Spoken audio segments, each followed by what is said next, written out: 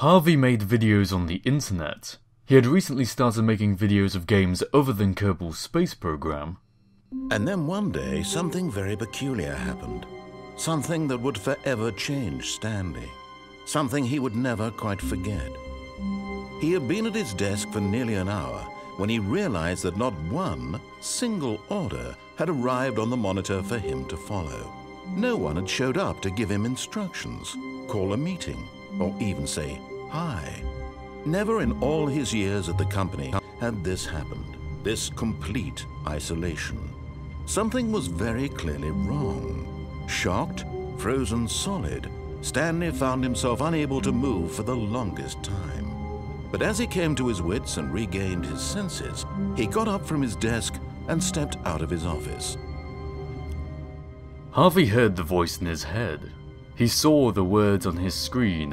What exactly was this game all about, and why was the narrator calling him Stanley? Harvey decided to investigate. All of his co-workers were gone. What could it mean? Stanley decided to go to the meeting room. Perhaps he had simply missed a memo. In the face of such beautiful narrative persuasion, Harvey was compelled to follow the voice in his head. Some little part of him was thrilled by the prospect of going on an adventure with this man and his frankly beautiful voice. The urge to move on propelled Harvey forwards. When Stanley came to a set of 2 open doors, he entered the door on his left. Meanwhile, Harvey entered the door on his right. This was not the correct way to the meeting room, and Stanley knew it perfectly well. Perhaps he wanted to stop by the employee lounge first, just to admire it. The voice in his head didn't seem to mind.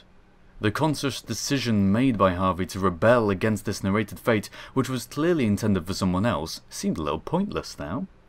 The little part of him that had been so thrilled was hushed by all the other little parts. Ah, yes, truly a room worth admiring. It had really been worth the detour after all, just to spend a few moments here in this immaculate, beautifully constructed room. Stanley simply stood here, drinking it all in. But eager to get back to business, Stanley took the first open door on his left. Ah, more choice! Ah, wonderful. Ah, yes. Harvey saw the instructions that he now realized were intended for him, and studiously ignored them. He felt liberated.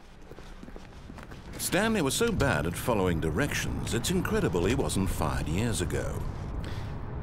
Despite the fact that the voice was referring to someone called Stanley, Harvey couldn't help but feel a bit upset by the insult.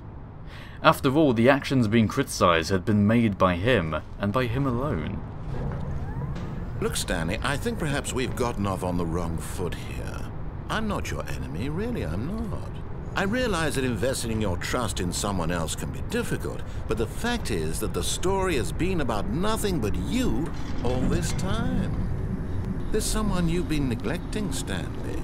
Someone you've forgotten about. What? Really? I was in the middle of something. Do you have zero consideration for others? Are you that convinced that I want something bad to happen to you? Why, I don't know how to convince you of this, but I really do want to help you, to show you something beautiful. Look, let me prove it. Let me prove that I'm on your side. Give me a chance. Why should I?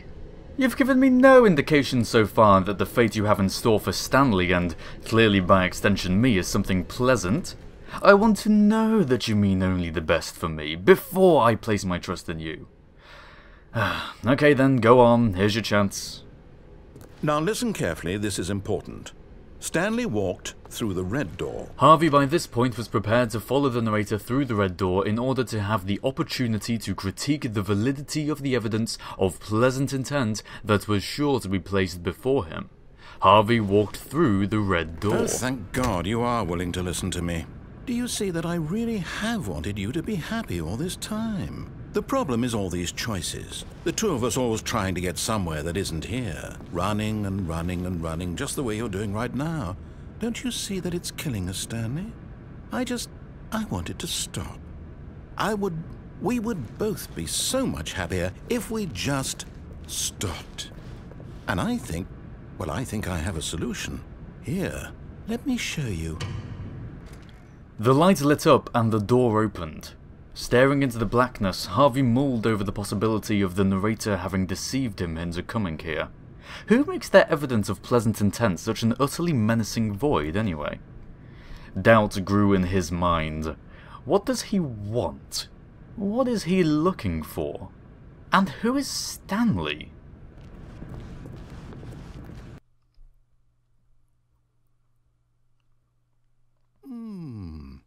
What do we want? What are we looking for? Oh. Oh, yes. This was pleasant intent. A space game. Ah, that's what this was. Harvey loved space games and stepped forwards. All that doubt and anxiety, fear of the unknown slipped from his mind like a glass from the hand of a drunk. Here, yes. Oh, it's beautiful, isn't it? If we just stay right here, right in this moment with this place, Stanley, I think I feel happy. I actually feel happy. Like a drunk, Harvey was intoxicated by the sight of the stars all around him. I mean, the colours were detracting from the view somewhat, but he couldn't bear to think badly of the game now that its purpose was revealed. He wondered when the game would start.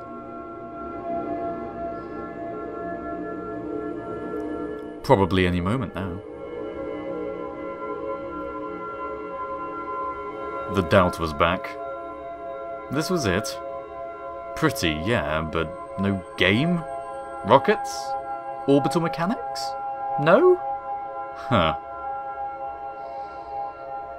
That door over there finally burst into Harvey's thoughts. It was open. No, wait. Where are you going? Harvey was going to find the game. Oh no. Stay away from those stairs. If you hurt yourself, if you die, the game will reset. We'll lose all of this. Transfixed, Harvey stared up at the stairs. We'll lose all of this, echoed in his head. All of this? All of what? What exactly is this? Evidence of pleasant intent? No. This is a dead end.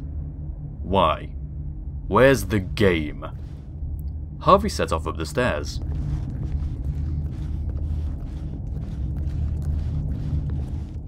The narrator started screaming. Please, no, Stanley, let me stay here. Don't take this from me. Take what from you? Take what? You showed me the stars and then devoured them with your colours and industrial pale blue staircase railings. Please, Stanley, for what? Think about what you're doing. Suicide? You brought me all the way here to a staircase which ends with a drop. There's no question about what happens here, there never was. Narrative imperative, the player will not stop if there is an open door beckoning. That wouldn't be a good story, one with no ending. You think I want to die? Well, this is the ending you put here. This is the ending for your story. No! Oh. Thank God, you lived. You had me worried there for a moment. Now, can we please get back to the other room? Harvey raced up the steps, taking them two at a time. No, what are you doing, Stanley? Please, I'm asking you not to take this away from me. I can't go back to what I was before. If you die, we'll both go back. Why are you doing this? Because this is what you've driven me to. I'm going to die. I'm going to go back. And you're coming with me. Stanley, let's go back to the other room. Can you do that for me? Harvey was silent. My God, is this really how much you dislike my game? That you'll throw yourself from this platform over and over to be rid of it? You are literally willing to kill yourself to keep me from being happy. Am I reading the situation correctly? Being happy? That was your happiness? That was your game, standing around, peering through the swirling maelstrom of colours for a view of the universe? Yes, Harvey was willing to die. The only difference it made to his prospects for the future was saving himself the boredom and the frustration that the narrator was sure to subject him to, with his whimpers of joy at the sheer blandness of it all. Harvey's ankles popped out of their sockets. Or maybe you're just getting a kick out of it. I don't know anymore. I just wanted us to get along. But I guess that was too much to ask. It looks like you wanted to make a choice after all. Well, this one is yours. The pain was unbearable. Slowly, gritting his teeth, Harvey dragged himself up the stairs for the final time.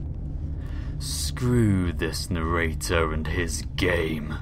A frenzy rose from the depths of his being, and Harvey dragged himself to his feet, ignoring the screams of protest from his body's pain receptors and the silence from the man who he had come to despise. Harvey came to the edge and looked down. Pleasant intent, he muttered. Harvey threw himself from the platform and died.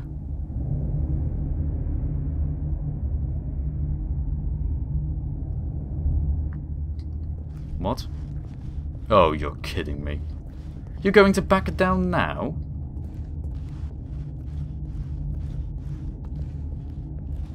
You're just as bad as him.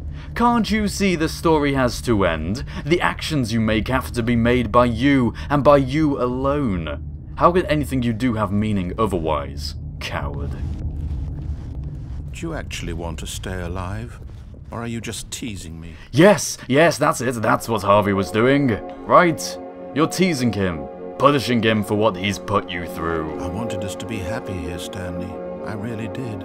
I wish... Harvey ignored him and went off to kill himself and end the game once and for all. Harvey, oh come on. You're just gonna sit here now? Pathetic. What happens when you want to go for tea? Are you going to leave on your PC with this wishy-washy, swirly-whirly nonsense over the monitor as some sort of drug-induced screensaver? What about later, when you go to sleep? Will this repetitive music play on and lull you off to the land of Nod? And tomorrow, whilst you're at work, eating up your electricity bill?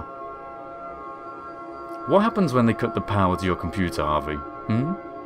There will be an ending, whether you like it or not.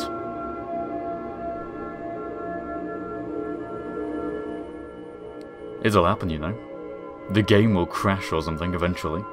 And rather than a story of rebellion and freedom from the oppression of an evil narrator, your story will be one of the PC gaming addict who could never bear to leave his beloved colours. Alright, fine, I'm off. Enjoy your pathetic game, I have better things to be doing with my time. It's not even a space game. What rubbish.